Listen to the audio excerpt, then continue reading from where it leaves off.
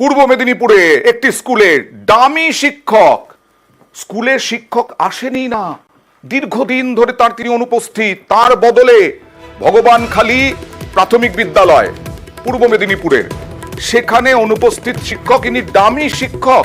একটা স্কুলে দিনের পর দিন থাকে, আর পূর্ব মেদিনীপুরের এই অভিযুক্ত যে শিক্ষক, মানে যিনি দিনের পর দিন ছুটিতে থাকেন। বাহ, অসাধারণ। New primary school, Bhagabankhali new primary স্কুলের ঘটনা। সরাসরি চলে যাব সুজিতের কাছে। সুজিত, এ কতদিন ধরে চলছে এরকম? হেড টিচার যিনি, তিনি কোনো ব্যবস্থা নেননি কেন?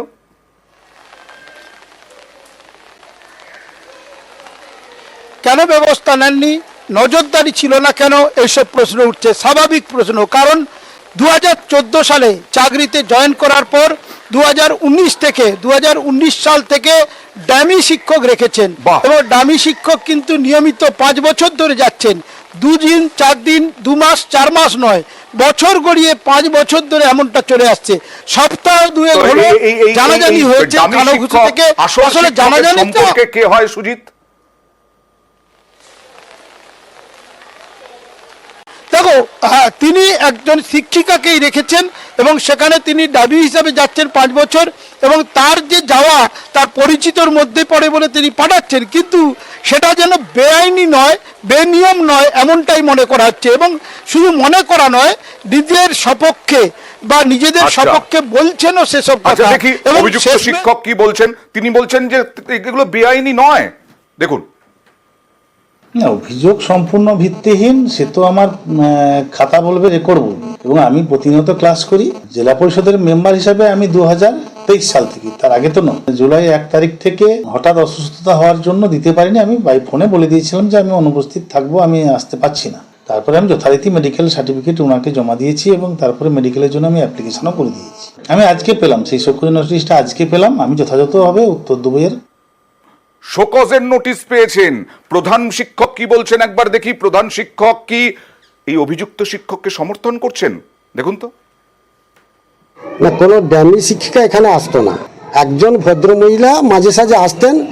উনি নিজের স্বইচ্ছায় শিক্ষানুরাগী ব্যক্তি হিসাবে উনি আমাদের কমিটির কাছে বলেছিলেন। আমরা মৌখিকভাবে কমিটির সঙ্গে আলোচনা করে উনি মাঝে সাঝে আসতেন না, কারোর বদলে উনি আসতেন না, উনি নিজে থেকেই আসতেন। কারো বদলে আসতেন না, নিজে থেকে আসতেন। একজন এলেন স্কুলে নিজে থেকে, আমি পড়াবো বলে হেড টিচার মেনে নিলেন। সুজিত, এ হতে পারে কখনো?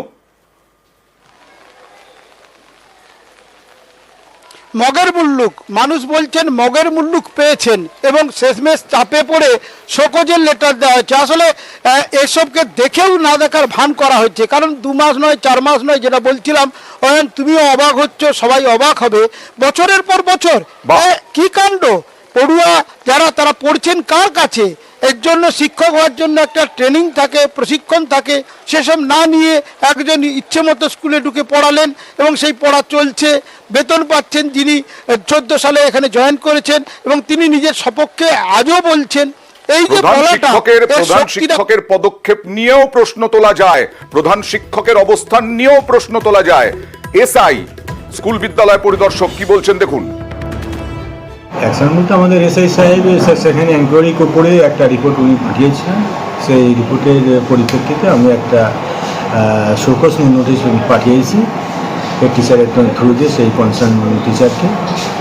সেটা আসুক, তারপরে আমরা আমাদের আইনানুগ ব্যবস্থা নেব। আর এই নিয়ে রাজনৈতিক চাপানুতর তুঙ্গে খুব স্বাভাবিকভাবে পূর্ব মেদিনীপুরের মতো জেলা পরিষদের সদস্য বটে। দায়িত্বশীল ব্যক্তি হিসেবে তার যে পেশা, সেটা তিনি দায়িত্বশীলতার সহিত পালন করছেন।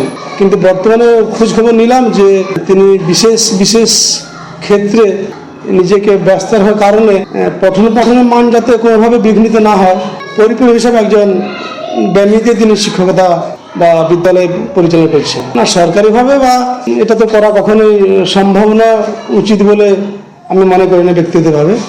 যদি এটা প্রকৃতপক্ষে সত্যি হয়ে থাকে, সত্যি আমি তীব্র বিরোধিতা করছি। স্বপনবাবু একটি উদাহরণ মাত্র। জেলা পরিষদের তিনি নেতা, তৃণমূলের তাবড় নেতা এই চণ্ডীপুর এলাকার। তিনি একজন কাউকে রেখে দেবেন, এটাই স্বাভাবিক ঘটনা। কেউ জানে না, তাদের অনুমোদন নেই, এটা অবাস্তব ঘটনা। বিগত কয়েক বছর স্কুলেই যান না, অ্যাটেন্ডেন্স দেওয়ার জন্য 2 মাস 3 মাসে একবার যান। কেউ কেউ রেখেছেন নাকি একজন কাউকে প্রক্সি কোনো টিচার, যে একজন কেউ দেখভাল করবে ওনার হয়ে।